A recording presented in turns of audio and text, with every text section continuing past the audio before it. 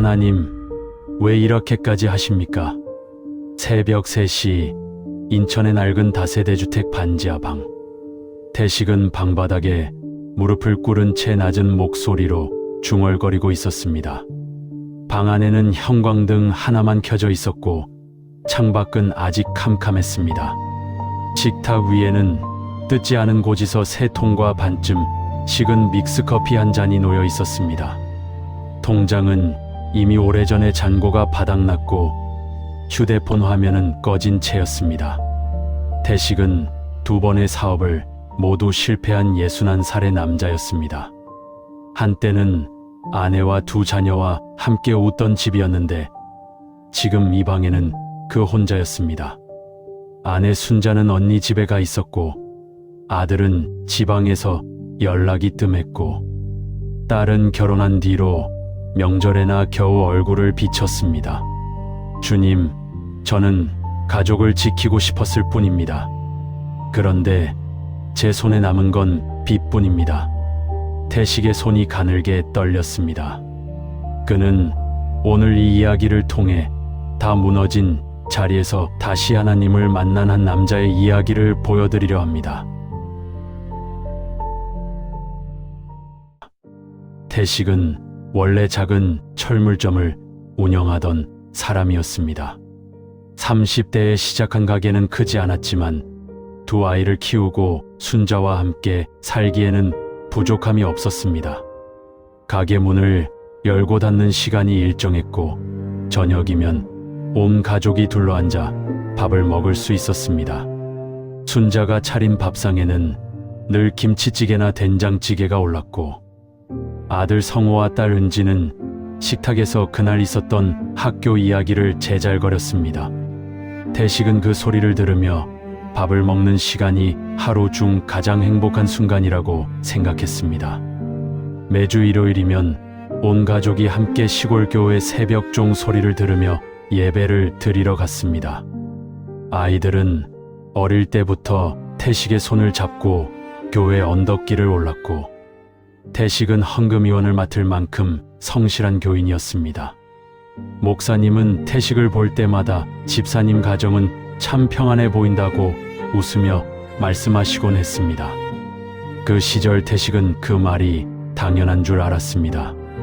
문제는 50대 초반 가게를 확장하겠다며 인테리어 자재상으로 사업을 넓히면서 시작되었습니다.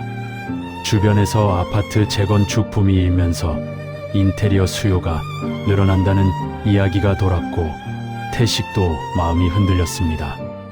이 기회를 놓치면 평생 이 작은 철물점에 머물러야 한다는 조급함이 있었습니다.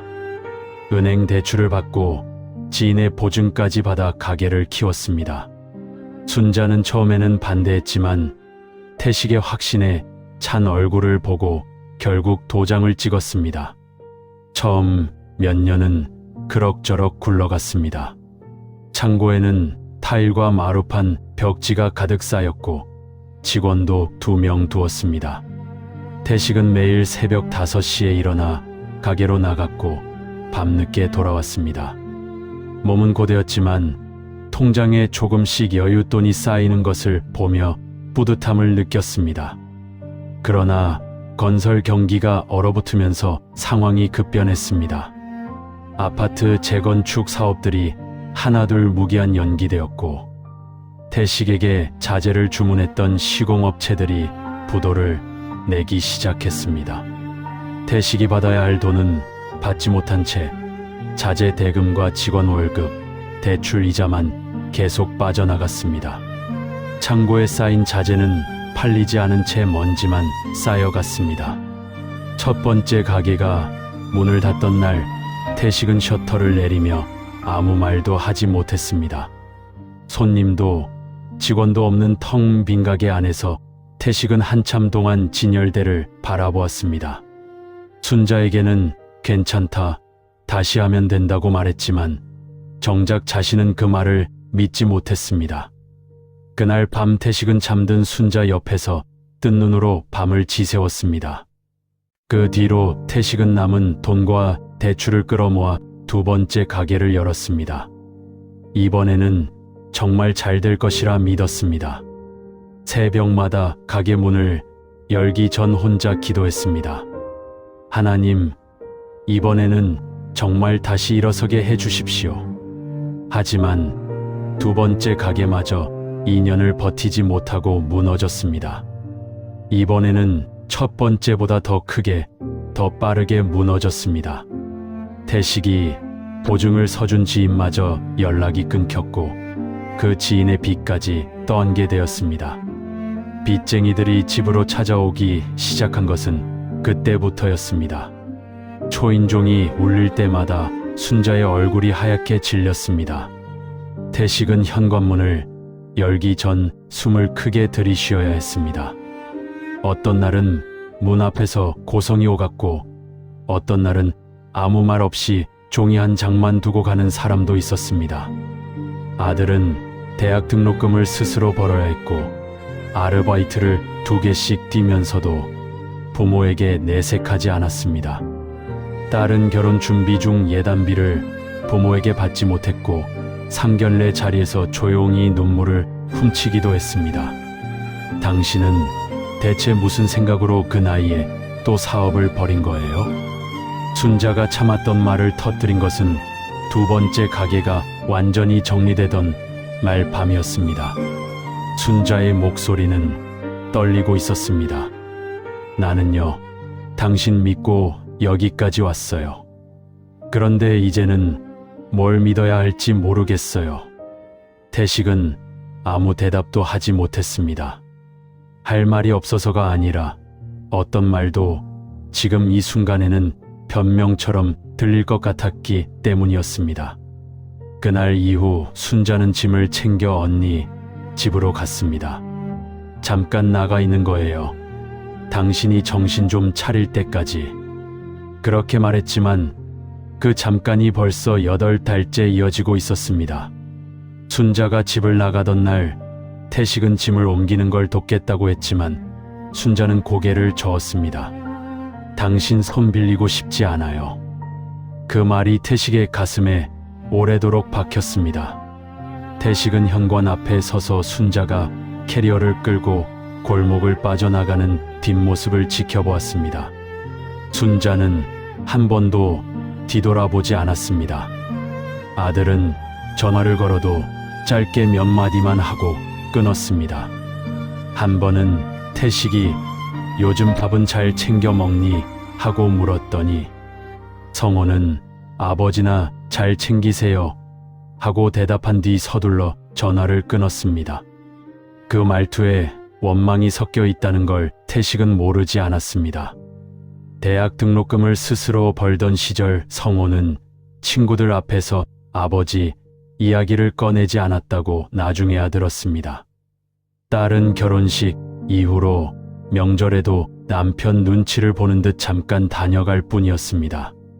결혼식 날 딸의 손을 잡고 입장하며 태식은 애써 웃었지만 예단이며 예물이며 제대로 해주지 못한 미안함이 발걸음마다 무겁게 따라붙었습니다. 사돈들 어른들 앞에서 태식은 몇 번이나 고개를 숙였는지 모릅니다. 집을 이사하던 날 태식은 좁은 트럭 한 대에 남은 살림을 실었습니다. 오래된 가전, 옷가지 몇 벌, 그리고 아이들이 어릴 때 쓰던 물건 몇 가지가 전부였습니다. 반지하방으로 짐을 옮기며 태식은 처음으로 내가 정말 다 잃었구나 하는 생각이 들었다고 훗날 이 이야기를 돌아보며 말했습니다. 태식은 혼자 남은 반지하방에서 예전에 가족 사진이 걸려있던 자리의 빈모, 자국을 오래도록 바라보곤 했습니다. 사진은 이사 나올 때 순자가 챙겨갔습니다. 벽에는 못 자국과 그 주변으로 색이 바래지 않은 네모난 흔적만 남아 있었습니다. 태식은 가끔 그 자국을 손끝으로 쓸어보며 그 자리에 걸려있던 사진 속 가족의 웃는 얼굴을 떠올리곤 했습니다. 태식은 포기하지 않으려 했습니다. 새벽 인력사무소에 나가 막노동을 시작했습니다. 태식보다 20살은 젊어 보이는 사람들 틈에서 시멘트 포대를 나르고 철근을 옮겼습니다. 처음 며칠은 어깨가 빠질 듯 아팠고 밤이면 손가락 하나 움직이기도 힘들었습니다. 그래도 태식은 매일 새벽 5시면 낡은 운동화를 신고 집을 나섰습니다. 인력사무소 소장은 태식을 볼 때마다 형님, 이 나이에 이 일이 쉽지 않을 텐데 괜찮으시겠어요? 하고 걱정스레 물었습니다. 태식은 그때마다 할 수 있습니다. 하고 짧게 대답할 뿐이었습니다. 현장에서 만난 젊은 인부 중에는 태식을 걱정해 무거운 짐을 대신 들어주는 이도 있었지만 태식은 그 도움이 고마우면서도 씁쓸했습니다. 한때는 직원을 2명이나 거느리던 사장이었는데 지금은 20몇 살짜리 청년의 도움을 받아야 하는 처지가 되었다는 사실이 마음을 무겁게 눌렀습니다. 그렇게 번 돈으로 빚을 조금씩 갚아 나갔습니다. 하지만 이자만 겨우 막는 수준이었고 원금은 줄어들 기미가 보이지 않았습니다. 어떤 달은 일당을 받는 즉시 이자로 나가버려서 정작 태식의 손에 쥐는 돈은 몇만 원 남짓이었습니다. 태식은 순자에게도 자식들에게도 이 사실을 알리지 않았습니다. 아직 힘든 걸 보이면 안 된다는 자존심 때문이었습니다. 순자가 가끔 안부를 물어오면 그럭저럭 지낸다는 말로 얼버무렸습니다. 딸의 2번째 결혼기념일 즈음 사돈댁에서 작은 가족 모임이 있었습니다. 태식은 오랜만에 양복을 꺼내 입었습니다. 옷장 깊숙이 넣어두었던 양복은 사업이 잘 되던 시절 맞춘 것이었는데 지금은 몸이 마른 탓인지 어깨가 헐렁했습니다. 낡은 양복 소매가 조금 해져 있었지만 그것 말고는 마땅한 옷이 없었습니다. 모임 자리에서 사돈이 지나가듯 물었습니다. 장인어른은 요즘 사업 어떠십니까? 태식은 잠시 말을 잇지 못하다가 그냥 여러 가지 하고 있습니다. 하고 얼버무렸습니다. 딸이 그 순간 아버지의 눈을 피하듯 고개를 숙이는 것을 태식은 보았습니다. 식사가 끝나갈 무렵 딸이 화장실 가는 척 자리를 비켰다가 눈이 붉어진 채 돌아온 것을 태식은 못 본 척했습니다. 그날 집에 돌아오는 길 태식은 버스 정류장 의자에 한참을 앉아 있었습니다. 버스가 2대, 3대 지나가는 동안에도 태식은 일어나지 못했습니다. 며칠 뒤 태식은 큰 마음을 먹고 아들에게 전화를 걸었습니다. 성호야, 잘 지내니? 네, 아버지. 무슨 일이세요? 그냥 목소리 들으려고. 전화기 너머로 짧은 침묵이 흘렀습니다. 아버지, 저 지금 일하는 중이라서요. 나중에 전화 드릴게요. 전화는 그렇게 끊겼습니다. 태식은 휴대폰을 든 채 한참을 그 자리에 서 있었습니다. 나중에 전화하겠다던 아들에게서는 그 뒤로 며칠이 지나도록 연락이 오지 않았습니다. 태식은 그 며칠 동안 몇 번이고 다시 전화를 걸까 고민했지만 매번 통화 버튼을 누르지 못하고 휴대폰을 내려놓았습니다. 혹시라도 또 짧게 끊길까봐 그 침묵이 두려웠습니다. 인력사무소에서 알게 된 사람 중에 60대 중반의 상철이라는 사람이 있었습니다. 상철도 한때 작은 공장을 운영하다 부도를 낸 뒤 막노동으로 생계를 잇는 처지였습니다. 태식과 상철은 점심시간마다 편의점 도시락을 함께 먹으며 조금씩 서로의 사정을 나누게 되었습니다. 형님도 사업하다 이렇게 됐어요? 상철이 물었을 때 태식은 처음으로 누군가에게 자신의 사정을 솔직하게 털어놓았습니다. 상철은 별다른 위로의 말 대신 이렇게 말했습니다. 우리 같은 사람들 다 그렇게 삽니다. 부끄러운 거 아니에요. 태식은 그 말이 이상하게 마음에 오래 남았습니다.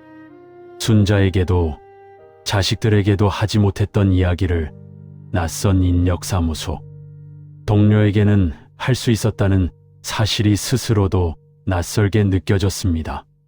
그날 밤 태식은 잠이 오지 않아 집 안구석에 쌓아둔 이삿짐 상자들을 정리하기 시작했습니다. 반지하방으로 이사 올 때 제대로 풀지 못하고 쌓아둔 상자들이었습니다. 상자 속에는 낡은 앨범과 아이들의 어릴 적 그림, 그리고 오래된 성경책 한 권이 들어 있었습니다. 표지가 낡고 기퉁이가 다른 그 성경은 순자와 결혼할 때 장모님이 선물해 주신 것이었습니다. 태식은 먼지 쌓인 성경을 손으로 조심스럽게 닦아냈습니다. 가죽 표지는 삭아서 갈라져 있었고 안쪽 면지에는 장모님이 결혼 축하의 말을 적어주신 흔적이 흐릿하게 남아 있었습니다. 책장을 넘기자 여기저기 젊은 시절 자신이 밑줄을 그어놓은 구절들이 눈에 들어왔습니다. 그중 한 구절 옆에는 오래전 볼펜으로 작게 적어둔 메모가 있었습니다. 성호 태어난 날 하나님 감사합니다. 태식은 그 페이지를 한참 들여다보았습니다. 성호가 태어나던 새벽 병원 복도에서 혼자 무릎 꿇고 기도하던 자신의 모습이 떠올랐습니다. 그때 태식은 29이었고 가진 것이라고는 월세 단칸방과 작은 철물점 하나뿐이었습니다. 그런데도 그날 새벽 병원 복도 의자에 앉아 갓 태어난 아들의 울음소리를 들으며 태식은 세상을 다 가진 것처럼 감사했습니다. 그때는 가진 것이 없어도 감사할 줄 알았던 사람이었습니다. 책장을 더 넘기던 태식의 손이 어느 한 구절에서 멈췄습니다. 시편의 한 구절이었습니다. 그 구절을 소리내어 읽는 순간 태식의 눈에서 참았던 눈물이 흘러내리기 시작했습니다. 그 옆 여백에는 더 젊은 시절 은지가 아플 때 밤새 병간호를 하며 적어둔 것으로 보이는 짧은 기도문도 남아 있었습니다. 태식은 그 글씨들을 손끝으로 하나하나 짚어보았습니다. 하나님, 제가 잘못 살았습니까? 태식은 성경을 가슴에 품은 채 바닥에 주저앉았습니다. 어깨가 떨렸고 오랫동안 참아왔던 울음이 터져 나왔습니다. 저는 그저 가족을 지키고 싶었습니다. 그런데 지키려 할수록 다 잃었습니다. 순자도 성호도 은지도 다 제 곁을 떠났습니다. 주님, 저는 이제 어떻게 해야 합니까? 한참을 울던 태식의 머릿속에 문득 오래전 시골 교회의 새벽종 소리가 떠올랐습니다. 어린 시절 부모님 손을 잡고 걷던 새벽길, 겨울 새벽의 차가운 공기, 그리고 그 안에서 울려 퍼지던 종소리. 태식의 아버지도 가난한 농부였고 형편이 어려운 와중에도 매일 새벽 교회 종을 치는 일을 도맡아 했습니다. 태식은 그런 아버지의 뒷모습을 보며 자랐습니다. 돈이 없어도 기도할 시간은 있어야 한다던 아버지의 말이 문득 귓가에 되살아났습니다. 태식은 그 소리를 따라가듯 두 손을 모았습니다. 하나님, 오랫동안 기도를 잊고 살았습니다. 사업이 잘 될 때는 제 힘인 줄 알았고 무너졌을 때는 원망만 했습니다. 이제는 정말 모르겠습니다. 그저 다시 시작하고 싶습니다. 태식의 기도는 화려하지 않았습니다. 거창한 다짐도 극적인 응답도 없었습니다. 다만 오랫동안 닫혀있던 마음의 문이 조금씩 열리고 있었습니다. 태식은 성경을 무릎 위에 올려놓은 채 지난 시간들을 하나씩 되짚어 보았습니다. 사업이 잘 되던 시절 그는 주일 예배 시간에도 마음 한편으로 다음 주 자재 발주를 계산하고 있었습니다. 헌금을 드릴 때도 이만큼 드려야 이만큼 돌아온다는 계산이 은연중에 섞여 있었습니다. 태식은 그제야 자신이 하나님을 믿었다기보다 하나님을 이용하려 했던 것은 아니었는지 돌아보게 되었습니다. 동시에 태식은 무너진 이후의 시간들도 떠올렸습니다. 순자가 떠만 날 아들의 전화가 끊기던 순간 딸이 눈물을 훔치던 상견례 자리, 그 모든 순간에도 자신은 하나님께 원망만 쏟아냈을 뿐, 정작 자신이 가족에게 무엇을 잘못했는지는 깊이 들여다보지 않았다는 것을 태식은 깨달았습니다. 사업이 무너진 것도 아팠지만 그보다 먼저 무너진 것은 가족들의 마음이었다는 사실이 뒤늦게 선명해졌습니다. 창밖이 서서히 밝아오는 것을 태식은 느끼지 못한 채 한참을 그 자리에 그대로 앉아 있었습니다. 성경책 위에 놓인 두 손이 조금씩 떨림을 멈추었습니다. 다음 날 아침, 태식은 평소보다 일찍 잠에서 깼습니다. 빚은 여전히 그대로였고 순자는 여전히 언니 집에 있었으며 자식들과의 거리도 하루아침에 좁혀지지 않았습니다. 그러나 태식의 마음 속에서는 무언가 달라져 있었습니다. 예전 같으면 눈 뜨자마자 밀려오는 막막함에 몸이 무거웠을 텐데, 그날은 이상하게도 마음 한구석이 조금은 가벼웠습니다. 태식은 휴대폰을 들어 순자에게 문자를 보냈습니다. 여보, 미안했어요. 그동안 자존심 때문에 힘든 걸 숨기기만 했어요. 당신이 어디에 있든 언제 돌아오든 기다릴게요. 답장은 바로 오지 않았습니다. 하지만 태식은 예전처럼 조급해하지 않았습니다. 그날은 인력사무소에 나가 평소처럼 일을 했고, 일을 마치고 돌아오는 길에는 오랜만에 동네 시장에 들러 나물 한 봉지를 사기도 했습니다. 며칠 뒤 순자에게서 짧은 답장이 왔습니다. 밥은 챙겨 먹고 다녀요.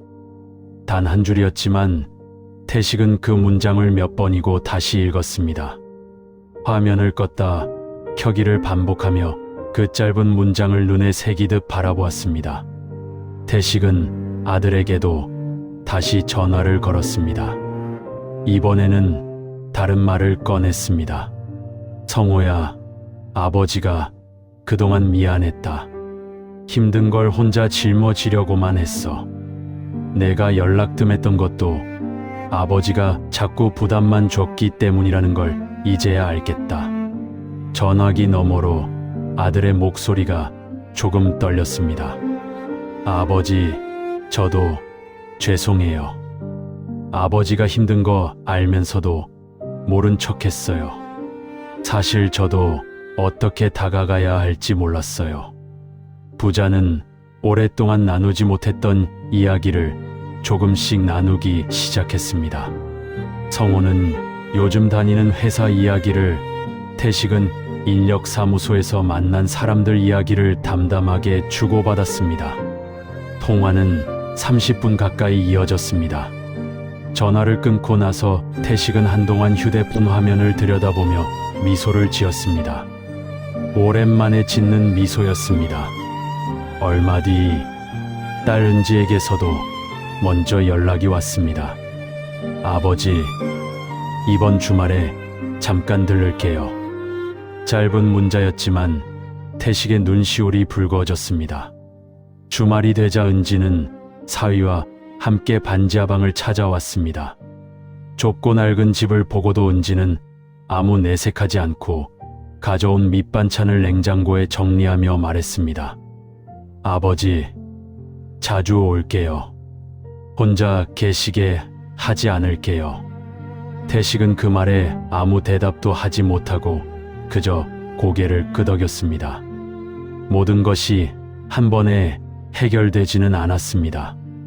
빚은 여전히 남아 있었고 갚아야 할 금액은 여전히 태식이 감당하기에 벅찬 액수였습니다. 가족이 다시 한 집에 모이기까지는 시간이 더 필요했습니다. 순자는 아직 돌아오지 않았고 태식과 순자 사이의 대화도 짧은 문자 몇 줄이 전부였습니다. 하지만 태식은 더 이상 혼자 무너져 있지 않았습니다. 그는 매일 새벽 인력사무소로 향하기 전 잠시 성경을 펼쳐 한 구절씩 읽는 습관을 들였습니다.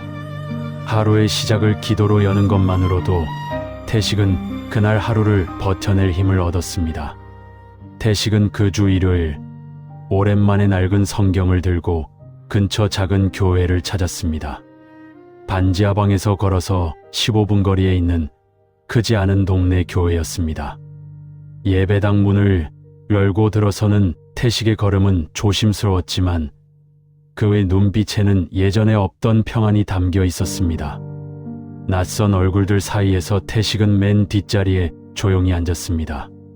찬송 소리가 예배당 안에 울려 퍼질 때 태식은 오랫동안 잊고 있던 감정, 낯설지만 반가운 평안함을 느꼈습니다. 예배가 끝난 뒤 담임 목사님이 다가와 태식의 손을 잡아주었습니다. 처음 뵙는 분이시네요. 다음 주에도 또 뵈었으면 좋겠습니다. 태식은 짧게 고개를 숙여 인사했습니다. 별다른 말을 나누지 않았지만 그 손의 온기가 태식의 마음속에 오래 남았습니다. 자녀를 붙잡던 손, 사업을 붙잡던 손을 이제는 하나님께 맡기는 법을 태식은 조금씩 배워가고 있었습니다. 완전한 해결은 아니었지만 태식은 더 이상 예전처럼 혼자 무너지지 않았습니다. 그는 이제 매일 밤 잠들기 전 짧게라도 기도를 하는 사람이 되어 있었습니다. 2달쯤 지난 어느 토요일 오후 순자에게서 전화가 왔습니다. 여보, 나예요. 얼굴 한번 봐요. 태식은 수화기를 든 손이 떨렸습니다. 두 사람은 예전에 자주 가던 동네 국밥집에서 마주 앉았습니다. 순자는 예전보다 야윈 태식의 얼굴을 한참 바라보다가 말했습니다. 당신 그동안 혼자 얼마나 힘들었어요. 태식은 그 말에 아무 대답도 하지 못하고 고개를 숙였습니다. 뜨거운 국밥 위로 김이 피어오르는 동안 두 사람은 오랫동안 말없이 마주 앉아 있었습니다. 그날 이후로도 순자는 곧바로 집으로 돌아오지 않았습니다. 하지만 두 사람은 일주일에 한 번씩 만나 밥을 먹기 시작했습니다. 급하게 서두르지 않았습니다. 태식은 빚을 갚아나가는 계획을 순자에게 하나씩 솔직하게 이야기했고 순자는 그런 태식의 말을 가만히 들어주었습니다. 이제는 혼자 짊어지려 하지 말아요. 순자가 건넨 그 한마디가 태식에게는 어떤 위로보다 크게 다가왔습니다.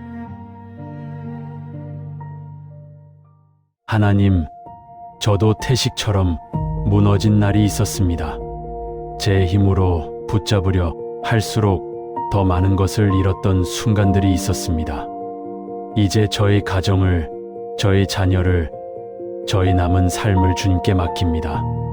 문제가 당장 사라지지 않아도 괜찮습니다. 주님을 바라보는 마음 하나만은 잃지 않게 해 주십시오. 오늘 밤도 저를 붙들어 주셔서 감사합니다. 예수님 이름으로 기도드립니다.